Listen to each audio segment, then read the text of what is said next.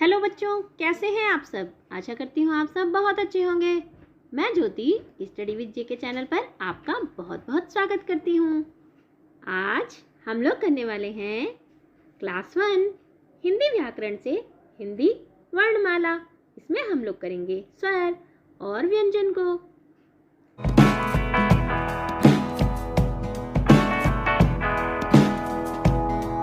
सबसे पहले हम जान लेते हैं कि वर्णमाला कहते किसे हैं। बच्चों, भाषा की जो सबसे छोटी इकाई होती है ना, उसी को वर्ण या अक्षर कहते हैं और वर्णों के समूह को वर्णमाला कहते हैं। जो हिंदी वर्णमाला होती है ना, उसमें 11 स्वर होते हैं, 33 व्यंजन होते हैं, 4 संयुक्ताक्षर होते हैं तथा अनुस्वार और अनुवांशिक और विसर्ग होते हैं। स्वर किसे कहते हैं? स्वर को ना इंग्लिश में वोवेल्स कहते हैं। और स्वर क्या कहते किसे हैं? जिन वर्णों का उच्चारण बिना किसी अवरोध के होता है उन्हें स्वर कहते हैं। यानी जिन वर्णों अक्षरों का उच्चारण स्वतंत्र रूप से किया जा सकता है उन्हें स्वर कहते हैं। अब आप इनको मेरे साथ साथ उच्चारण करना, मेरे साथ साथ पढ़ना। अ से क्या होता है? अमरूद। अ से क्या होता है? अमरूद। अ से अनार भी होता है ना। आ से आम। ई से इमली। आप भी मेरे साथ बोलेंगे, ई से इमली। ई से ईख। ऊ से उपहार। ऊ से उल्लू भी होता है। ऊ से ऊन। रे से ऋषि। ऐ से एड़ी। ऐ से ऐनक। ओ से ओखली। औ से औरत। फिर से बोलेंगे, अ से अमरूद। आ से आम। ई से इमली। ई से ईख। ऊ से उपहार। ऊ से ऊन। री से ऋषि। ऐ से एड़ी। ऐ से ऐनक। ओ से ओखली। औ से औरत। अब हम देखेंगे व्यंजन के बारे में। व्यंजन को इंग्लिश में क्या कहते हैं? व्यंजन को इंग्लिश में कॉन्सोनेंट्स कहते हैं। और ये कॉन्सोनेंट कितने होते हैं? ये होते हैं 33। स्वर कितने होते हैं? स्वर होते हैं 11। अब आप इनको मेरे साथ साथ पढ़ेंगे। क से कबूतर। ख से खरगोश। ग से गमला। घ से घर। घ से और क्या होता है? घ से घड़ी भी होता है, जो टिक टिक करके हमको टाइम बताती है, समय बताती है। ण खाली। चौ से चम्मच। छ से छाता। ज से जहाज। झ से झंडा। झ से झरना भी होता है ना। और ज से जग भी होता है ना। ट से टमाटर। अच्छा बच्चों, आप बता सकते हो टमाटर का रंग कैसा होता है? टमाटर का रंग लाल होता है। ठ से ठप्पा। ड से डमरू। ढ से ढक्कन। अण खाली। त से तबला। थ से थर्मस। द से दरवाजा। ध से धनुष। न से नल। प से पपीता। फ से फल। ब से बकरी। भ से भवन। म से मछली। य से यज्ञ। र से रस्सी। ल से लट्टू। व से वक। श से शरीफा। श से षटकोण। स से सपेरा। ह से हल।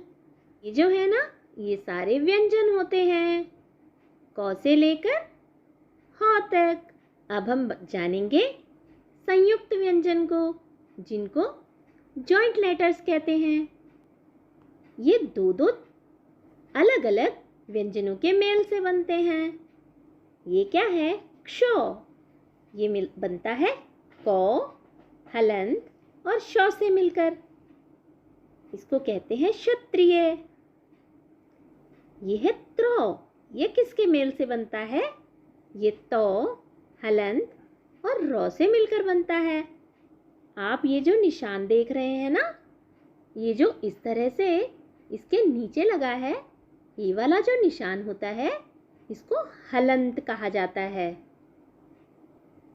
जैसे त में लगा है इस तरह से, ज में लगा है इस तरह से, और श में भी लगा है इस तरह से। इसको क्या कहते हैं? हलंत कहते हैं।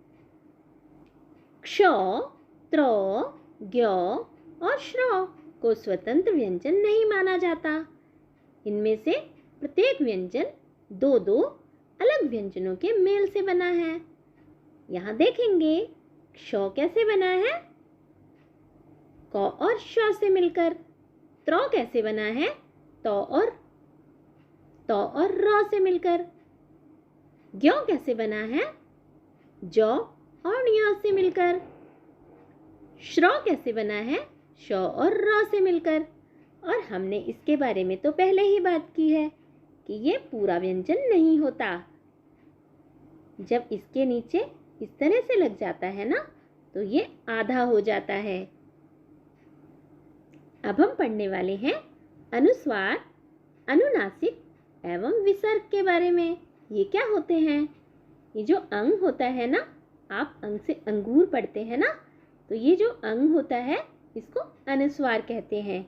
इसमें वर्ण के ऊपर अनुस्वार सूचक, ये जो इस तरह से लगता है ना, लगा दिया जाता है। जैसे कि अंगूर, अंडा, कंघी, गंगा, घंटी, झंडा, डंडा, टंकी, पंखा, शंख, बंदर, मंदिर, संतरा आदि। आप क्या कर सकते हैं? आप इनकी पिक्चर भी ड्रॉ कर सकते हैं। ये क्या है? ये है झंडा।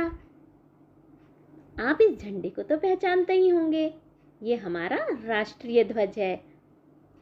और ये क्या है? ये है शंख। और ये क्या है?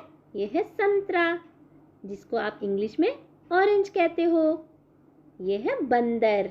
बंदर को इंग्लिश में आप क्या कहते हैं? बंदर को इंग्लिश में मंकी कहते हैं। और ये क्या है? ये है घंटी। और ये क्या है? ये है टंकी। जो इस तरह से निशान होता है ना, चंद्रबिंदी वाला, इसको अनुनासिक कहते हैं। इसमें वर्ण के ऊपर चंद्रबिंदु लगा दिया जाता है। जैसे कि माँ, गांव, चांद, आँख, छाट, पाँच, बूंद, पाँव, टांग, माद, सांप, चांदनी, अंगूठी आदि। क्या है? ये है चांद। चांद कब निकलता है? चांद रात को निकलता है ना? लेकिन ये अपना ना साइज बदलता रहता है। कभी आपने देखा होगा इस तरह से शेप में चांद होता है, कभी कभी पूरा गोल चांद होता है। और ये क्या है? ये है आँख, ये है पाँच, ये है पाँव, ये है मांद और ये है सांप। और जो इस तरह से लिखा जाता है, इसको आप क्या कहते हैं? आहा। इसको विसर्ग कहते हैं। ये जो निशान होते हैं ना, और इसका जो उच्चारण होता है ना, वो ह की तरह होता है। अब देखेंगे आप, ह के नीचे भी हलंत लगा है। इसको हम आधा ह पढ़ते हैं। जैसे हम इसको कैसे पढ़ेंगे? छः, प्रातः, नमः, पुनः, अतः, स्वतः, अंततः, प्रायः आदि। इसको हम कैसे पढ़ेंगे?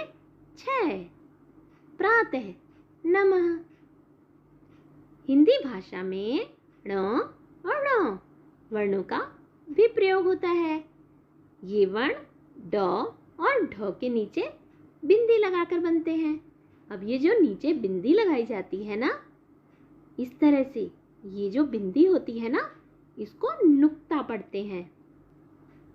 जब किसी वर्ण के नीचे इस तरह से लगा होता है, जैसे कि क के नीचे यहाँ लगा है, ग के नीचे, प के नीचे, तो यह वर्ण आधा माना जाता है और इसी चिन्ह को हलंत पढ़ते हैं। इसको हलंत कहा जाता है। आपको अगर ये चैप्टर अच्छे से समझ में आ गया है ना, तो अब हम वर्कशीट को करेंगे। उसको क्या कहते हैं? कार्यपत्रक। आपको यहाँ पर अ से लेकर औ तक स्वरमाला पूरी करनी है। आइए इसको पूरा करते हैं। अ, आ, ई, उ, ऊ, री, ए, ऐ, ओ, औ। सही उत्तर पर सही का चिन्ह लगाना है। आपको बताना है हिंदी वर्णमाला में कितने स्वर होते हैं। तो हिंदी वर्णमाला में 11 स्वर होते हैं। तो आप यहाँ पर क्या कर देंगे? टिक का निशान लगा देंगे। जिन वर्णों का उच्चारण स्वतंत्र रूप से किया जाता है, उन्हें क्या कहते हैं? उन्हें स्वर कहा जाता है।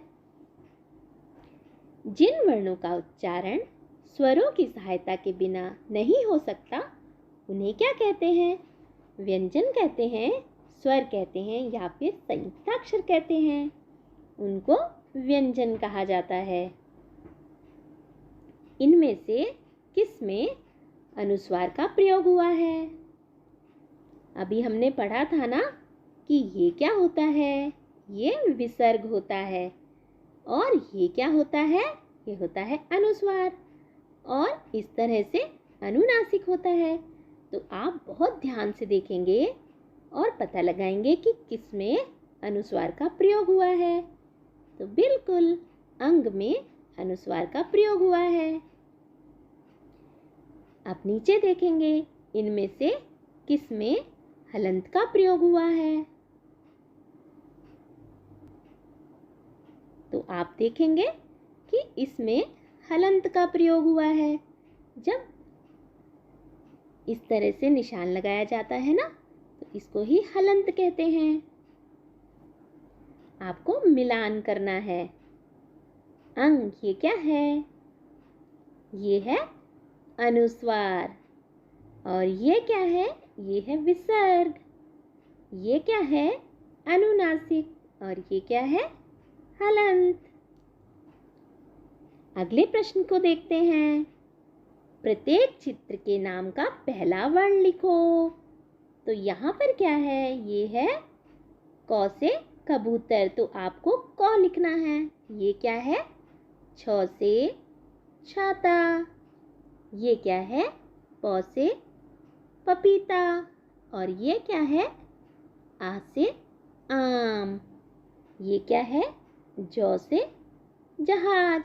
और ये क्या है? ये है ब से बकरी। और ये क्या है? ये है ख से खरगोश। ये क्या है? ये है घ से घर। और ये क्या है? ये है प से पतंग। ये है र से रस्सी। और ये है अ से अनार। और ये है टमाटर। ट से टमाटर। तो आपको क्या करना है? इसका पहला वर्ण लिख देना है। आपको बताना है कि आपको ये वीडियो कैसी लगी। अच्छी लगी हो तो इसको लाइक ज़रूर कर दें। अपने दोस्तों में ज़्यादा से ज़्यादा शेयर करें। जो लोग चैनल पर नए हैं, चैनल को सब्सक्राइब कर लें। Thanks for watching. बहुत जल्द मिलेंगे हमारी नेक्स्ट वीडियो में। Till then bye.